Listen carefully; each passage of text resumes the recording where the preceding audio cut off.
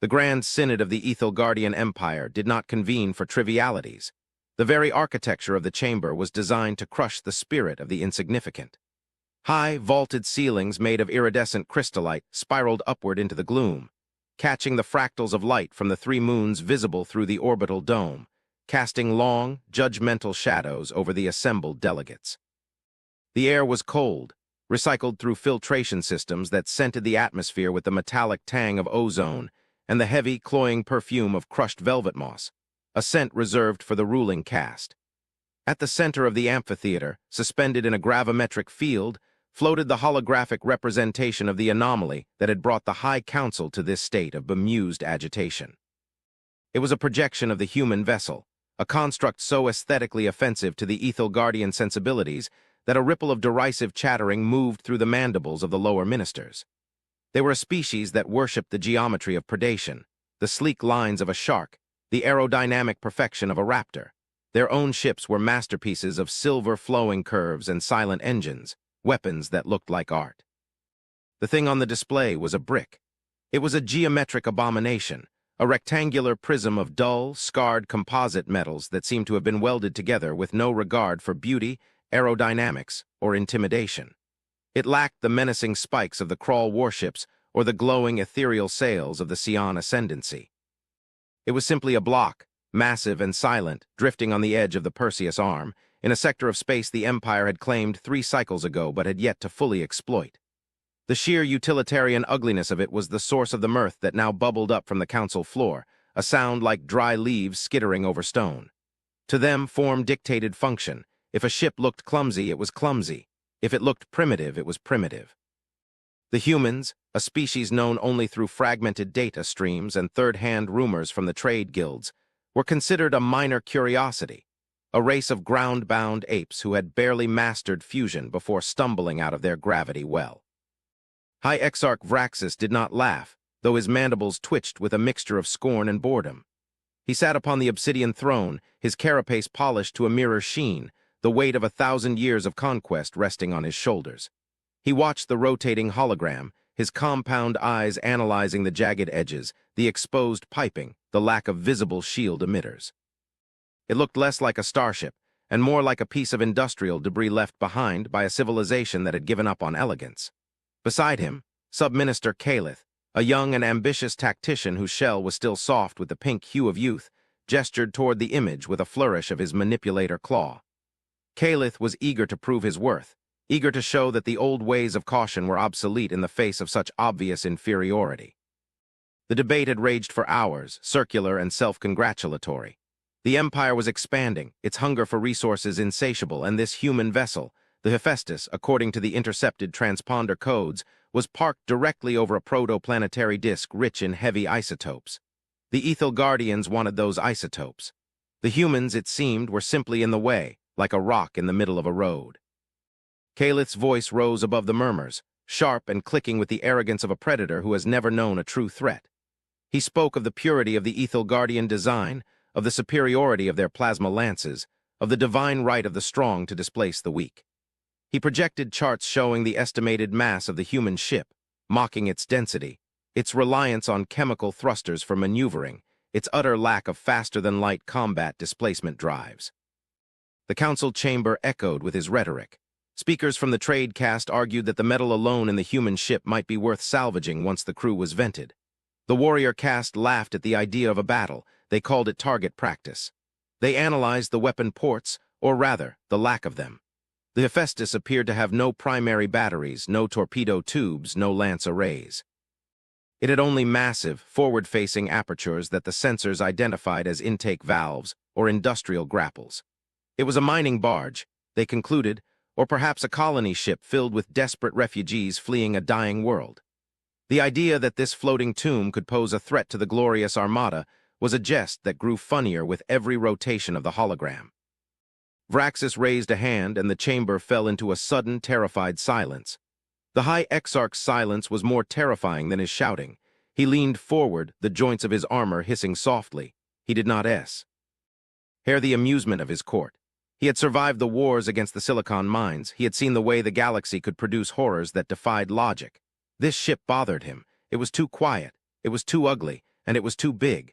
The scale on the hologram was deceptive, but the raw data scrolling on his personal display indicated that the Hephaestus was not merely large, it was continental in mass.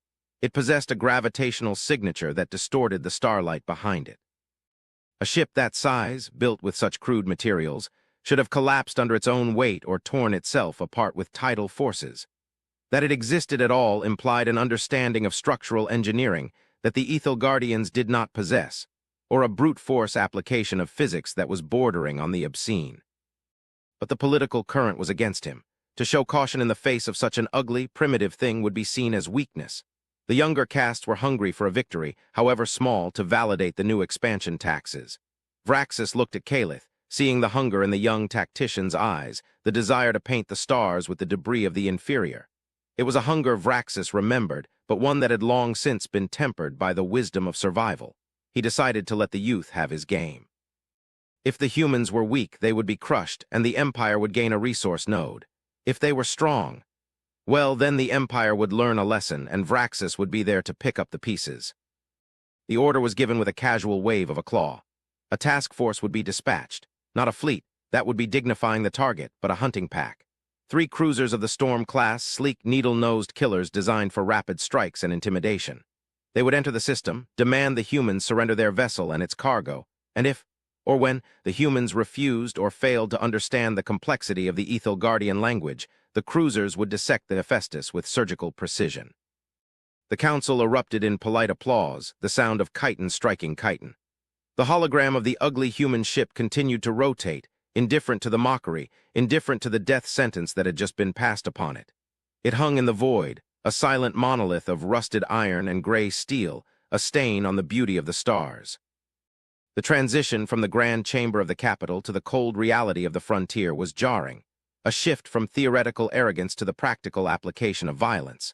Fleet Commander Rithel stood on the bridge of the Void's Razor, the lead cruiser of the hunting pack. The bridge was a masterpiece of ergonomic design, bathed in soothing blue light. The crew integrated into their stations via neural shunts that allowed them to control the ship with thought alone. Rithel was a veteran of border skirmishes, a warrior who prided himself on efficiency. He had reviewed the council's briefing and found it amusing. A brick. They were sent to smash a brick. It was beneath him, really, but orders were orders, and the heavy isotopes in the accretion disk were valuable. The Void's Razor, flanked by the star's Hunger and the Silent Talon, dropped out of warp space at the edge of the system. The transition was smooth, a ripple in reality that barely registered on the sensors. Immediately, the tactical displays populated with the data of the local space. The star was a young, angry blue giant, spewing radiation and solar wind. The accretion disk was a swirling, chaotic mess of dust and gas. And there, sitting in the eye of the storm, was the Hephaestus. Visual confirmation on the main view screen drew a gasp of genuine surprise from the bridge crew, followed quickly by snickers of disbelief. The Council's hologram had not done justice to the sheer lack of aesthetic value the ship possessed. It was colossal, yes, a hulking mass of dark metal that blocked out the light of the nebula behind it, but it looked decrepit. The hull was pitted and scarred, patched with plates of varying colors and alloys. Antennae jutted out at odd angles. Massive exhaust ports vented plumes of superheated plasma that looked like dirty smoke. It resembled a floating junkyard that had achieved escape velocity by accident. Rithel ordered a standard hail. "This is Commander Rithel of the Ethel Guardian Hegemony. You are trespassing in Imperial space. Power down your engines, lower your whatever defenses you have, and prepare to be boarded. Failure to comply will result in immediate destruction." The response took several minutes to arrive, a delay that Rithel attributed to primitive communication technology. When it came, it was audio only, a flat, synthesized voice devoid of emotion or inflection, transmitted on an open frequency used by cargo haulers. "This is the UNS Hephaestus. We are conducting critical stellar stabilization operations. Your presence is a safety hazard. Please withdraw to a distance. NCE of 2 astronomical units. We cannot guarantee your safety within the exclusion zone." Laughter erupted on the bridge.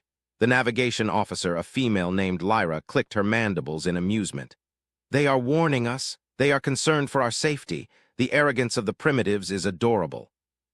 Rithel smirked. "They are stalling, or they are delusional. Scan them. I want to know where their reactor is so we can lance it."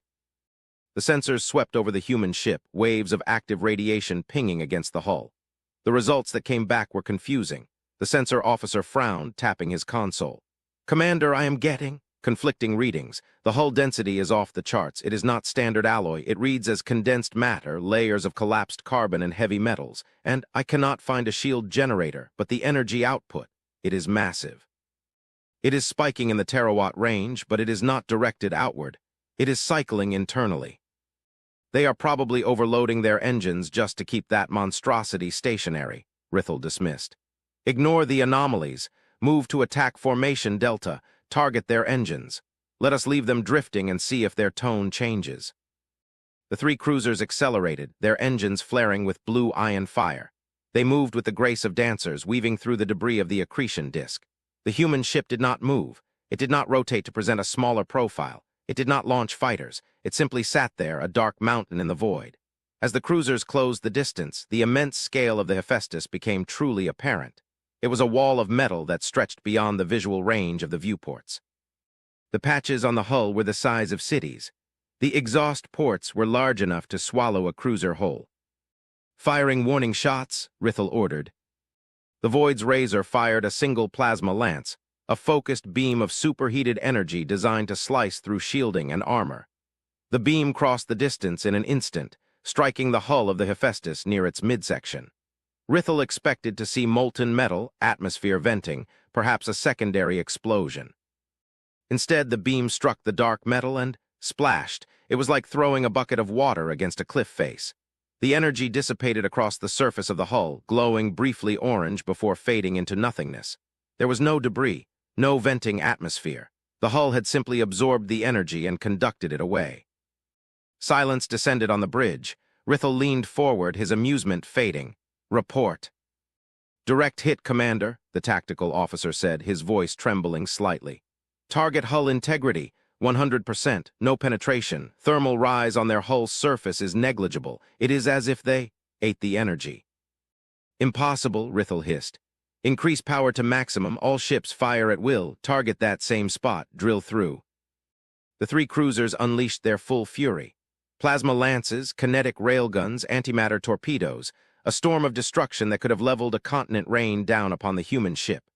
Bright flashes of light illuminated the dark hull, explosions blossoming in silence against the void. The Ethel Guardians watched with bated breath, waiting for the inevitable collapse, the buckling of the frame, the surrender. But as the smoke of the explosions cleared, the Hephaestus remained. The hull was glowing a dull red in places, but it was intact. The massive ship had not even fired back. It had not raised shields. It had simply endured. And then, slowly, agonizingly slowly, the ship began to change. Deep within the bowels of the Hephaestus, great mechanical gears began to turn. Lights flickered on along the length of the hull, not the soft blue of the Ethel Guardians, but harsh amber warning strobes. The massive apertures at the front of the ship, the ones the aliens had dismissed as intakes, began to open. They opened like the maw of a leviathan, revealing not missile tubes, but a swirling, chaotic darkness that seemed to pull the light into itself. "Commander," the sensor officer screamed, his voice cracking. "Gravimetric spike, it is off the scale. They are generating a singularity." "A what?" Rithel demanded, fear finally piercing his arrogance. "A black hole. They are creating a localized event horizon inside the ship. The gravitational shear is increasing." The voice from the Hephaestus returned, still calm, still flat. "Warning. Excavation protocols engaged. Debris field detected in operational vector. Initiating clearing cycle." "Debris field," Rithel whispered. "They think we are trash."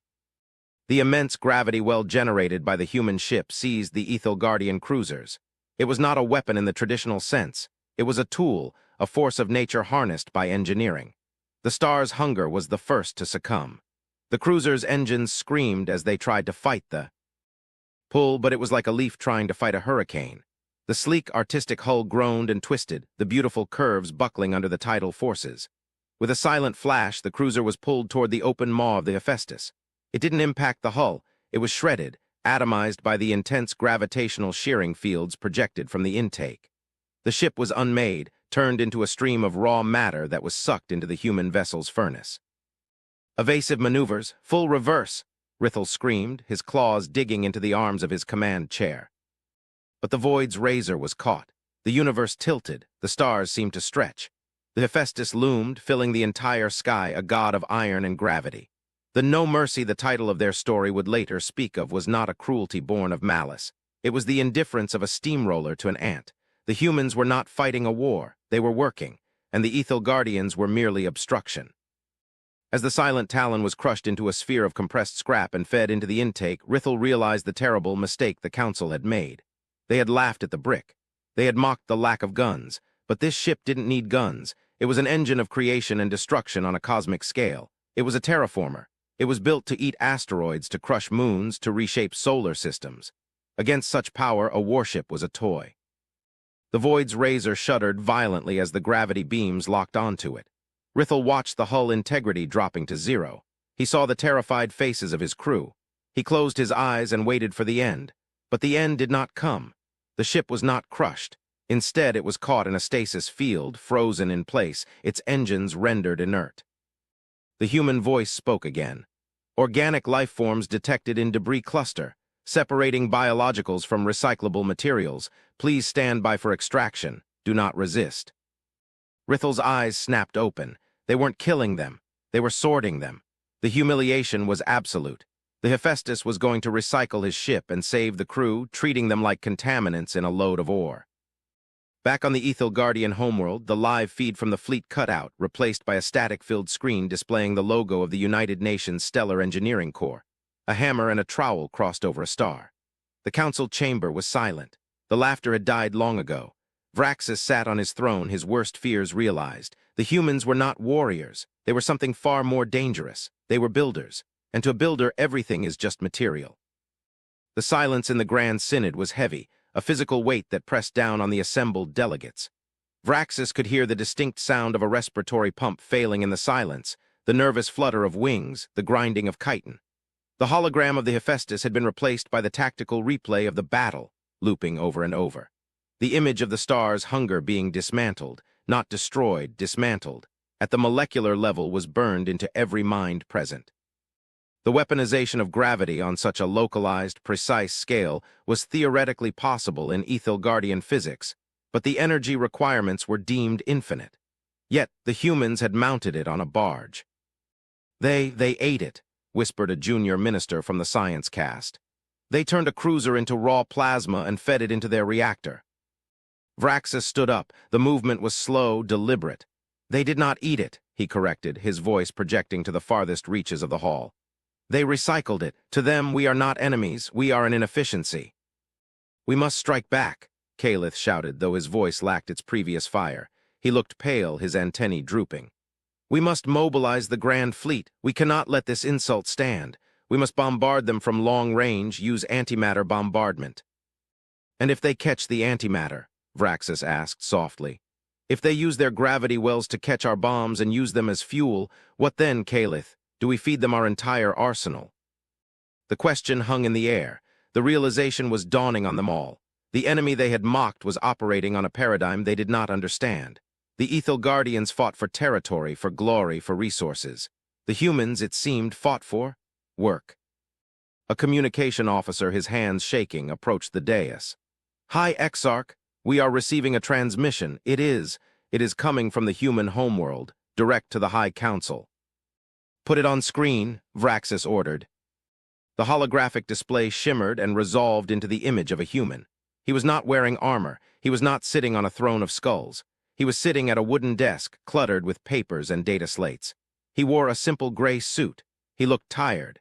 He adjusted his glasses and looked into the camera with an expression of mild annoyance. I'm Director Halloway of the UNS Engineering Corps, the human said. He spoke Ethel Guardian, though the accent was atrocious, mechanical, and clipped. We have received a report from the Hephaestus. It seems there was an incident involving local traffic. We have recovered the crews of the vessels that interfered with the operation. They are currently being housed in the guest quarters. We apologize for the loss of your ships, but the exclusion zone was clearly marked. Marked, Calith sputtered. You marked nothing. You invaded our space. Halloway glanced at a paper on his desk. According to the Galactic Registry, that sector is designated as unclaimed hazardous. We are there to stabilize the star. If we don't, the supernova will wipe out 3 inhabited systems within 20 light-years, including one of your colonies. You're welcome, by the way. The council was stunned. They had thought the humans were stealing resources. Instead, they were preventing a cosmic disaster. The mining was a side effect of stellar surgery. "We are returning your crew via shuttle," Holloway continued. "However, the Hephaestus is behind schedule due to this interruption. We would appreciate it if you would keep your military vessels clear of the worksite. The gravity shears are calibrated for planetary cores, not delicate alloys. We don't want to break any more of your toys." The transmission ended. The screen went black. "Toys," Vraxis repeated. He looked at his hands. For centuries, the Ethelgardian Empire had believed itself the apex of civilization. They had conquered, they had built monuments, they had written poems about their own greatness. And now, a man in a gray suit had called their warships toys and dismissed their entire military doctrine as a workplace hazard. "Prepare my shuttle," Vraxis said. "Hi, Exarch," Kalith asked, confused. "Where are you going?" "To the Hephaestus," Vraxis replied. "I wish to meet these builders. I wish to see the face of the species that treats black holes like power drills." The journey to the Hephaestus was a humbling one. Vraxis took only a single diplomatic courier ship, unarmed, unshielded. He wanted to show no threat. As they approached the human vessel, the scale of it became even more oppressive.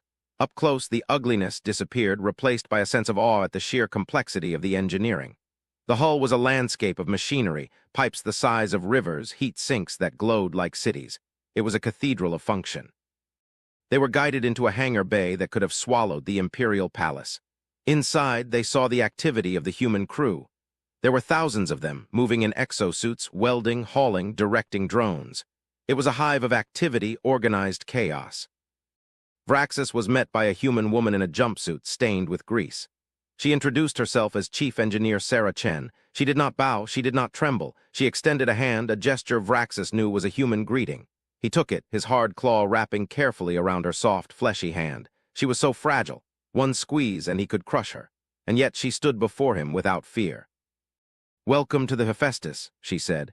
"Sorry about the mess. We're in the middle of a phase shift on the Singularity Drive." "You contain a black hole," Vraxis said, his voice filled with wonder. "How?" Chen shrugged. "Magnetic containment fields mostly, and a lot of math. It's tricky, but it's the only way to get enough power to crack a star's crust without blowing it up." She led him through the ship. Vraxis saw wonders that defied his understanding.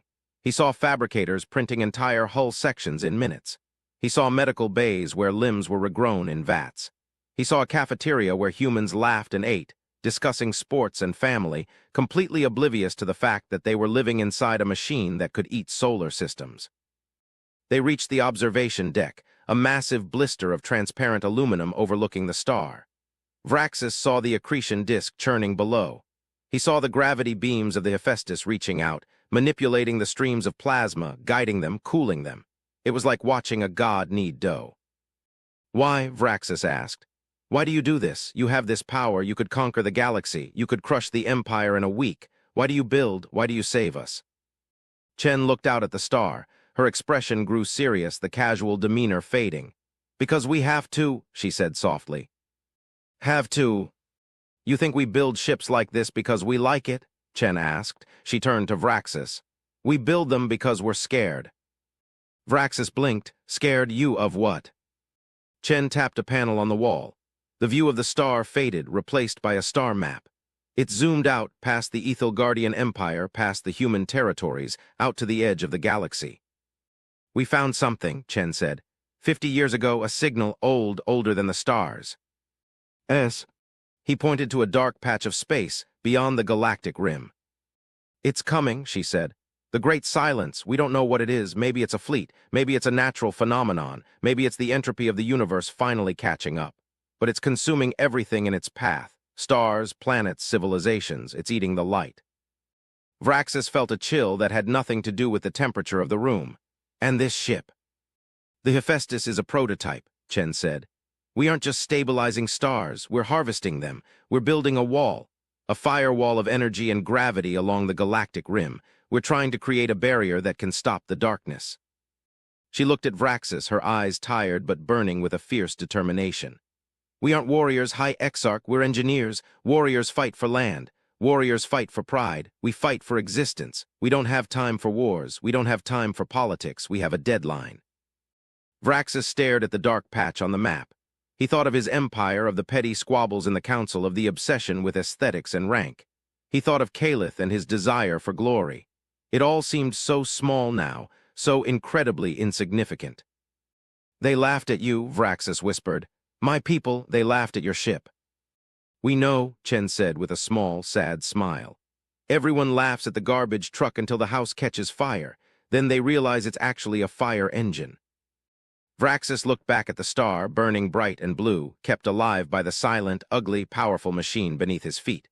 He realized then that the no mercy the humans had shown was not cruelty. It was focus. Absolute, unwavering focus on the survival of all things. They didn't hate the Ethel Guardians. They simply didn't have the luxury of pausing their work to explain it to them. "We can help," Vraxis said. The word surprised him. Chen raised an eyebrow. But your ships are decorative." "Our ships are fast," Vraxis said.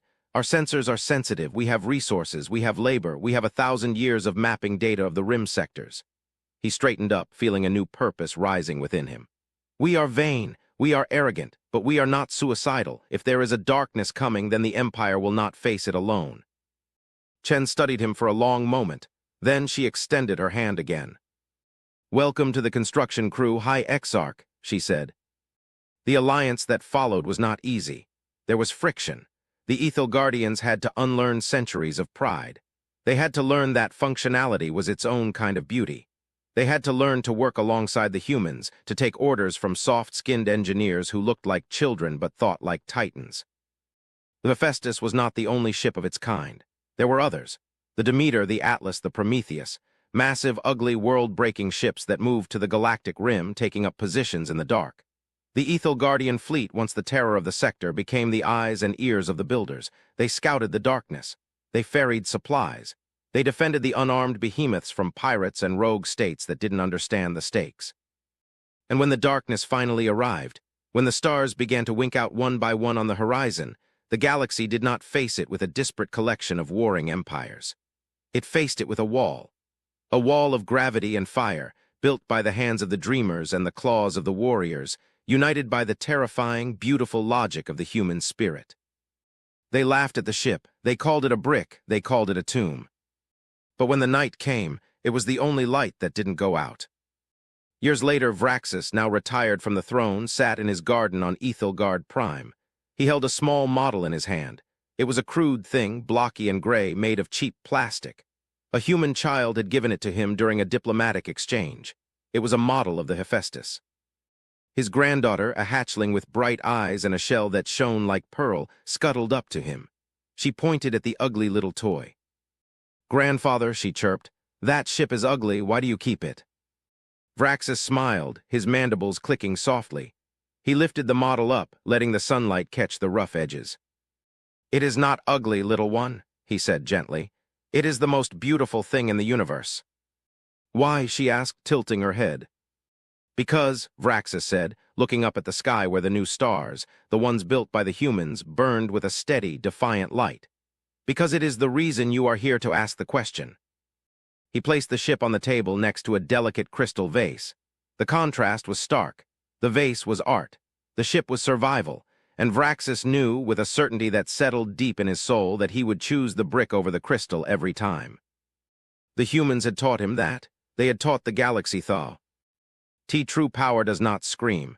It does not posture. It does not need to look good. True power hums, it works, it endures. And when pushed, when the safety of the innocent is at stake, it shows no mercy to the things that threaten the light. The wind blew through the garden, carrying the scent of velvet moss and the distant, comforting rumble of the orbital shipyards, where Ethel Guardian and human engineers worked side by side, building the next generation of ugliness, the next generation of hope. The darkness was still out there, but the wall was holding, and the builders were not laughing, they were working. Vraxis closed his eyes and listened to the hum of the future. It was a good sound. It sounded like a heavy engine refusing to stall. It sounded like humanity. End of record. The philosophical implications of the human-Ethel Guardian alliance rippled outward, changing the socio-political landscape of the Perseus Arm in ways that no war ever could have. The initial shock of the Hephaestus incident faded, replaced by a profound cultural anxiety within the hegemony. For generations, the Ethel Guardians had equated moral superiority with aesthetic perfection. The idea that a species could be better, more powerful, more ethical, more capable, while being uglier struck at the core of their religious and social caste systems. Scholars in the Obsidian Spire began to debate the doctrine of form. Was the beauty of a Ethel Guardian cruiser a lie? If it could not perform its primary function, defense, against a utilitarian barge, was it truly a ship or merely a sculpture? This existential crisis led to a renaissance of Ethel Guardian thought. The functionalist movement began to gain traction, led by none other than former Sub-Minister Calith. Calith had been changed by the encounter. The sight of his fleet being dismantled like toys had shattered his arrogance, but in its place, a cold, hard pragmatism had taken root. He resigned his commission and joined the diplomatic corps, becoming the primary liaison to the Human Engineering Command. He spent years aboard the Hephaestus, walking its greasy corridors, learning the language of the engineers. He saw how they lived. He saw that their ugliness was a choice, a prioritization of resources. They didn't lack the ability to make things beautiful. They simply found beauty in efficiency. One evening in the mess hall of the Hephaestus, Calith sat with Chief Engineer Chen. They were drinking a synthetic coffee substitute that tasted like burnt copper, another human utility over pleasure choice. "Sarah," Calith asked, his grasp of the human tongue now fluent, though he still struggled with the soft consonants. "Why did you not destroy us? Truly, I have read your history. You are not pacifists. You have fought wars on your own soil that make our conquests look like brawls. You have dropped atoms on your own cities. Why the mercy?" Chen looked into her cup. The hum of the Singularity drive was a constant vibration in the floor. "We learned," she said. "We learned the hard way. We almost wiped ourselves out. The great filter isn't just external, Calith, it's internal. Every civilization reaches a point where their ability to destroy exceeds their wisdom. We hit that point in the 21st century. We stared into the abyss. And we blinked," she said. "We decided that we didn't want to die. We decided that the only way to survive the universe was to stop trying to conquer it and start trying to fix it. We realized that a dead enemy can't buy your goods, can't teach you new science, can't help you build the wall. Killing you would have been a waste of biomass and potential data. It's illogical." "Illogical," Calith mused. "So it was not kindness, it was math." "Kindness is math," Chen said, tapping her temple. "Altruism is the most efficient survival strategy in a hostile universe. If I help you, you might help me. If I kill you, I'm alone. And when the darkness comes, I don't want to be alone." This conversation became the foundation of Calith's Manifesto of the Open Hand, a text that would eventually become required reading in the Ethel Guardian military academies. It argued that the true measure of strength was not how much you could destroy, but how much you could endure and how many you could lift up with you. Meanwhile, the construction of the Great Wall along the galactic rim continued. The sheer scale of the project was difficult to comprehend. The humans were not just building ships. They were building Dyson swarms, stellar lifters, and Matryoshka brains. They were turning dead systems into computational substrates to calculate the vectors of the encroaching darkness. The Ethel Guardians found their niche. Their fast, stealthy ships became the nervous system of the project. They could slip into the turbulent zones of the darkness, gather data, and escape before the entropy fields collapsed their hulls. They lost many good crews. The darkness was not a solid enemy. It was a corruption of physics. It was silence. Stars simply ceased to shine. Gravity ceased to hold. It was a negation of reality. In the face of this horror, the bond between the two species deepened. The physical differences, the chitin versus the skin, the mandibles versus the mouths, became irrelevant. They were all just biological machines fighting against the end of all things. There came a day, 10 years after the Hephaestus incident, when the darkness made a push. A tendril of the phenomenon lashed out towards the Cygnus sector, a populated region of the hegemony. It moved faster than predicted, a wave of cold that froze light itself. The Hephaestus was the only heavy asset in range. Captain Holloway was old now. His hair was white, his face lined with the stress of a decade of holding back the night. He stood on the bridge of the massive ship. The warnings were screaming. The Singularity drive was redlining. "We can't stop it," his tactical officer said. "The wavefront is too massive. It will swallow the Cygnus system in 3 hours." Holloway looked at the display. Millions of Ethel Guardians lived in Cygnus. It was a center of art and culture. "We can't stop it," Holloway agreed. But we can divert it. Divert it how? We would need a gravity well the size of. The officer stopped. He looked at Holloway. Sir, you can't mean. Overload the singularity, Holloway said. Drop the containment. Turn the Hephaestus into a supermassive black hole. It will create a gravity anchor that will pull the wavefront off course. It will buy Cygnus time to evacuate. It will kill us, the officer said quietly. It will save them, Holloway replied. He opened a channel to the Ethelgardian fleet, to Vraxis, who was visiting the sector. Vraxis, Holloway said. This is Holloway. We have a solution for the Cygnus incursion, but we need you to clear the area, get your people out. You have 1 hour. Holloway, Vraxis's voice came through, filled with static. What are you doing? The readings from your ship. The containment fields are dropping. You will be crushed. That's the plan, Holloway said. We're going to make a speed bump, a big one. No, Vraxis shouted. This is not the agreement. We fight together. You do not sacrifice yourselves. It's the math, Vraxis, Holloway said, a calm smile on his face. 1 ship for 1 system, it's a good trade. Besides, it's just a brick. We can build more. You are not a brick, Vraxis roared, a sound of pure anguish. You are my friends. Then honor us by surviving, Holloway said. Holloway out. The transmission cut.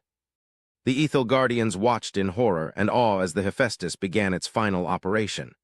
The massive ship, the ugly, scarred, beautiful machine, accelerated directly into the path of the encroaching darkness. It did not fire weapons. It did not raise shields. It opened its heart. The containment fields dropped. The singularity within the ship expanded. The Hephaestus crumpled, imploding into a point of infinite density. For a brief second it shone brighter than the galaxy itself, a beacon of defiance. Then it became a hole in the universe. The massive gravity well caught the wavefront of the darkness. The entropy wave, mindless and irresistible, was bent. It curved around the new singularity, missing the Cygnus system by a fraction of a light-year. The system shook, planets trembled, but they did not die. The darkness passed, flowing around the sacrifice like water around a stone. Silence reigned in the Cygnus sector. On the bridge of his shuttle, Vraxis wept. He wept openly, a display of emotion that would have been unthinkable for a high exarch a decade ago. He wept for the humans. He wept for the ugly ship. He wept for Holloway. But as the tears dried, a cold resolve settled over him. He looked at the empty space where the Hephaestus had been. There was no wreckage, no bodies to bury, just the lingering gravitational ghost of the sacrifice.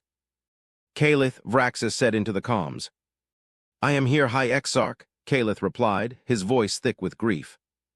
Send a message to Earth, Vraxis said. Tell them the wall held, tell them we are ready to build the next one. And the design, sir? Calith asked. Vraxis looked at the stars. Make it ugly, he said. Make it strong, make it look exactly like the Hephaestus. The sacrifice of the Hephaestus galvanized the galaxy. It was no longer an alliance of convenience, it was a blood pact. The Ethelgardians poured their entire economy into the war effort. They stopped building art ships. They built bricks.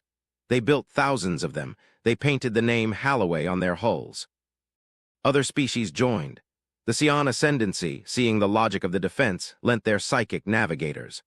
The Krull, impressed by the Marshal's sacrifice, lent their warriors to board the entropy constructs. Humanity, once the underestimated newcomers, became the architects of the galactic shield. They did not rule, they did not demand tribute. They simply handed out the blueprints and picked up their welding torches. The story of the ship they laughed at became a legend. It was told in the nurseries of a dozen worlds. It was a parable about the danger of judging by appearances. It was a lesson in the true nature of strength. And in the center of the Cygnus system, a monument was built. It was not a statue of a warrior. It was not a sleek obelisk. It was a block of rough, unpolished iron, massive and imposing. It had no inscription. It needed none. Everyone knew what it was. It was a brick, and it was the foundation of the future. The darkness continued to press against the galaxy, a relentless tide of nothingness. But the galaxy pushed back. It pushed back with gravity, with fire, and with the stubborn, illogical, beautiful refusal to go gently into that good night. The humans had shown them that a ship doesn't need to be pretty to save the world. It just needs to hold the line. And so they held. Generations passed. The War of the Long Night became the status quo. The galaxy changed. It became harder, more industrial, less frivolous, but it also became more united. The concept of alien faded. There were only builders and the void. On Earth, in the halls of the United Nations, a new hologram stood in the center of the chamber. It was a projection of the galaxy, surrounded by a shell of defensive stations. The wall was complete. A young Guardian diplomat, the great-grandson of Vraxis, stood before the assembly. He looked at the human delegates. "The perimeter is secure," he reported. "The entropy readings are stabilizing. The darkness is receding, it seems. It seems it has decided we are too much trouble to eat." A ripple of laughter went through the chamber. Not the dry, mocking laughter of the old synod, but the warm, tired laughter of comrades who have survived a long winter. "We have received a signal," the diplomat continued. "From beyond the darkness, another galaxy, Andromeda." The room went silent. "They are asking for help," the diplomat said. "They are being consumed. They ask if there is anyone out there who knows how to fight the night." The human high counselor stood up. She smiled, a grin that was all teeth and determination. "Send them the blueprints," she said, "and tell them to clear the runway. We're sending the Hephaestus II." "It's a long trip," the diplomat noted. "The ship is slow, it is bulky." "It'll get there," the counselor said. "It's a reliable design." The diplomat nodded. He looked at the image of the massive, blocky ship on the screen. It was ugly. It was slow. It was magnificent. "Yes," he said, "it is." The fleet launched the next day, 1,000 ships led by the Colossus. They moved into the intergalactic void, a spear of light piercing the dark. They were going to save a galaxy they had never seen for people they had never met, because that is what builders do. And somewhere in the void, the ghost of Vraxis and the ghost of Halloway watched them go, standing side by side on a bridge of starlight. "Look at them," Halloway might have said, "still flying those ugly bricks."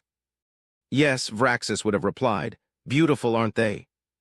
The ships faded into the distance, leaving the Milky Way behind, a galaxy that was safe, a galaxy that had learned the lesson. The lesson that mercy isn't weakness, that beauty isn't truth, and that sometimes the most terrifying thing in the universe is a human engineer with a deadline and a lot of duct tape. The stars burned on, the work continued, and in the silence of the deep black, the laughter of the past was drowned out by the roar of the engines of the future. The ship had shown no mercy to the enemy, but it had given the ultimate mercy to the galaxy, a tomorrow.